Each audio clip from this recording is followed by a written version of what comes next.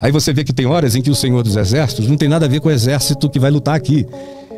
Os antigos chamavam também o mundo astronômico de exército dos céus. O Velho Testamento está mais cheio de vida extraterrestre do que a gente quer admitir. Eu tenho visto... Anjo, quem é anjo? Ele não nasceu em Nova Iguaçu, em lugar nenhum. São caras que vêm de fora. Alguns podem estar vindo até do mesmo ambiente universal da gente, mensurável a partir de 14 milhões de anos do Big Bang.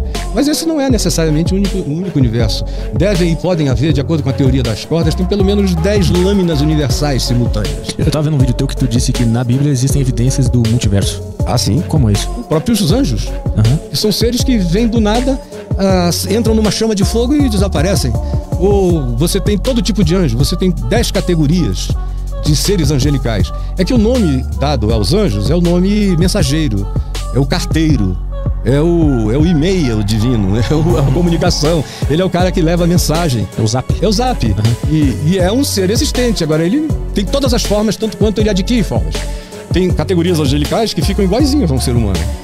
Andam com o ser humano e o cara não percebe que está andando com o anjo só depois. Mas tem aqueles que já chegam arrebentando. São chamas de fogo falando com você. Mas isso as pessoas daqui veem? Mas isso nós humanos, a gente consegue ver isso? Conseguimos. Os seres da Bíblia e do Novo Testamento viram, tanto quanto eu já vi. Eu já vi.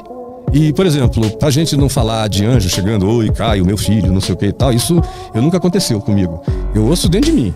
Agora, eu já vi entidades de uma outra dimensão que chegaram à minha presença, do meu pai e de mais 13 amigos meus entre Niterói e São Jesus de Itabapoana. A gente ia fazer um jogo preliminar lá quando veio aquela bola e parou na nossa cara. Imensa. Eu não sabia que distância estava, mas ela olhava para você. Papai parou o carro, ele ficou quieto olhando para aquilo nos observando, a gente observando aquilo. Eu calado, perplexo, meus amigos trêmulos, apavorados. E eu falei, pai, o que é isso? Aí ele falou, filho, não é da nossa ordem de coisas. Aí continuamos a observar, de repente aquilo sumiu da nossa cara. Outra vez, eu estava para casar, já era pastor em Manaus, pregando, estava numa aula de física, com o professor Bessa. Quando de repente eu ouvi aquele alarido, aí nós corremos para a janela da classe, fiquei ao lado do professor, nós olhamos para o céu e tinha uma espécie de pão de açúcar completo, sabe? O pão de açúcar, você tem aquela meia traça e o resto está dentro da terra. É como se o pão de açúcar tivesse um outro lado igual embaixo da terra, que tivesse vindo. Não era nada brilhoso, não era nada disso. Tinha umas luzes que atravessavam de dentro para fora aquilo ali. Aquilo ficou na nossa frente uma meia hora, cara. Sem som, sem nada. E nós em choque. Meu sogro era o capitão dos portos de Manaus. Ele reuniu a marinha, eles ficaram observando. O negócio era tão grande que ele saiu bem lentamente de cima da cidade de Manaus, atravessou o Rio Negro, que tem 8 quilômetros, como se quase não tivesse atravessado de ponta a ponta. E depois seguiu na escuridão do Rio Negro e da noite e sumiu no fim do Rio Negro. Imenso. Não tinha e nem tem ainda hoje nenhuma tecnologia humana que mantenha uma montanha daquele tamanho parada na tua cabeça sem fazer som nenhum. E depois aquilo vai. Para mim, é uma manifestação de natureza, os antigos iriam dizer, angelical. Como Ezequiel, no capítulo 1 do livro de Ezequiel, eles estavam no exílio em Babilônia e agora já estavam na Pérsia. Já era domínio persa, às margens do rio Ulá. No capítulo 1 do profeta Ezequiel e no capítulo 10, ele diz que as revelações que ele recebeu vieram desses entes, que era uma roda girando dentro da roda, girando dentro de outra roda, com luzes de uma glória que ele não podia imaginar. Imagina um cara há 3.000 anos atrás, dando de cara com um negócio desse. É para enlouquecer, né? E aí aquilo pousa diante dele e ele viu cambotas, perninhas, onde ele pousou. E dali saem os seres que trazem a mensagem para ele de que o povo ia ficar ainda no cativeiro, mas iria voltar para sua terra, que eles continuassem perseverando, orando a Deus, que a oração deles não era desprezada, que ele e Daniel se diz a Daniel a mesma coisa numa experiência semelhante na mesma época, eram seres muito amados e a oração de vocês é ouvida. Aí tem um monte de coisas que a nomenclatura bíblica serve para hora, mas as mesmas coisas acontecem aqui entre nós e a gente chama por outros nomes, e aí parece que não tem nada a ver com o que um dia a Bíblia narrou. Como assim? Por exemplo, o que tem de avistamento de seres e de aparatos no mundo é uma coisa de louco, pro bem e pro mal. E hoje em dia os pesquisadores, que estão cada vez mais unânimes em relação a isso, têm consciência de que tem entes desses que vêm totalmente pro bem e tem outros que chegam pro mal. Como a própria Bíblia define esse tipo de guerra transterráquea e de enfrentamentos.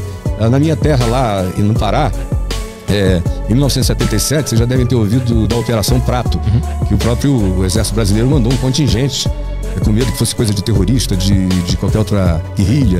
E foram, e não era. Era uma população inteira afetada. E era uma luz que vinha de entes estranhos e fazia um triângulozinho de 3 furos no pescoço das pessoas ou no braço, e as pessoas ficavam às vezes dias e dias e dias sem consciência de si. Algumas voltavam falando de abduções, de coisas mais variadas, e todas com medo, não gostando da experiência. Tanto quanto tem outros que são visitados por coisas que lhes trazem uma alegria de existir, um sentido de vida para além do instante do momento. Acontece para todo lado, na Rússia, na China, nos Estados Unidos, no Brasil já se divulgou mais do que hoje. Hoje em dia tem uma política de abafamento. Enquanto a NASA está abrindo os dados cada vez mais, porque eles não tiveram isso oculto muito tempo, aqui a gente está num processo de ignorância reversa, né? E na Europa, tem lugares do mundo inteiro, na Índia, tem histórias que vêm do mundo todo. Agora, para mim, são manifestações que, do ponto de vista da nomenclatura bíblica, eu chamo de anjo, de principado, de potestades, de poderes, de tronos, de soberanias, de girantes. Tem um monte de outros nomes bíblicos, mas não é a nomenclatura bíblica que tem que encerrar a definição do que isso é. Foi só o que era possível nomear àquele tempo, naquele espaço. Mas, por exemplo, na ressurreição de Jesus, diz que anjos estiveram lá.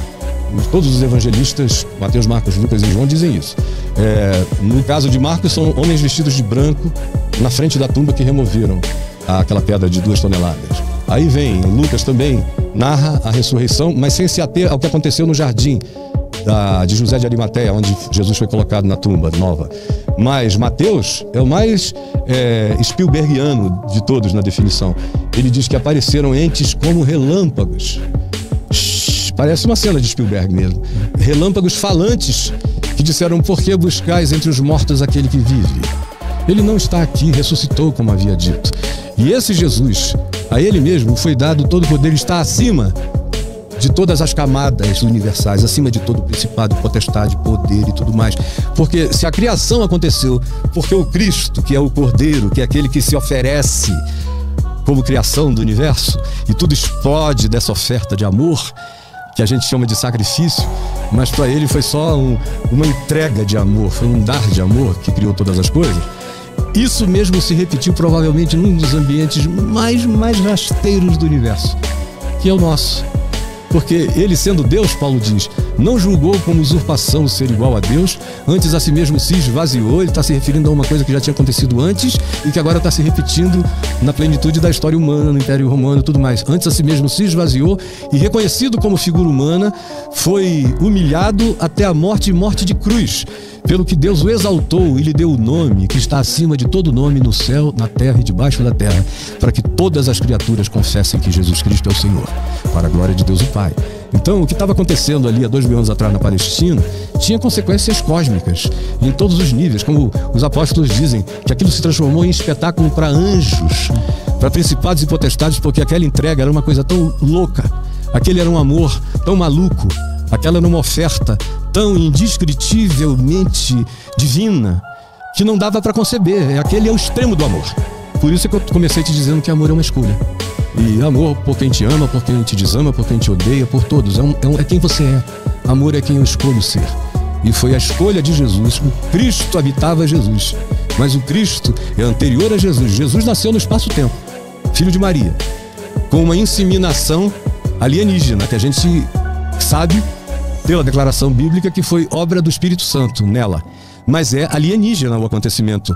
Um óvulo com uma indesignabilidade fertilizante. E ele nasceu dessa junção.